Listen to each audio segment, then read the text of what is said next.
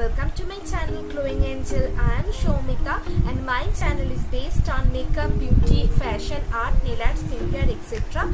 If you are not yet subscribed to my channel, please subscribe to my channel and hit the bell button so you will get notified. You guys already guessed today's topic by the thumbnail itself. Yes, today I am sharing an easy and beautiful bottle art with you all guys, and if you put some fairy light into it, you will easily use it as a bottle lamp also. So let's get started. Friends, I am using a clear ketchup bottle and some acrylic colors to make this.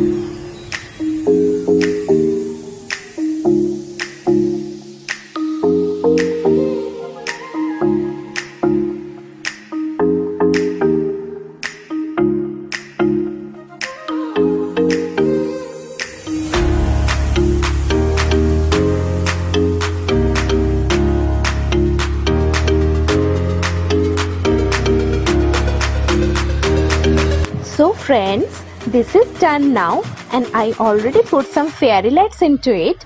Tell me how it looks. If you like it, then give the video a big thumbs up.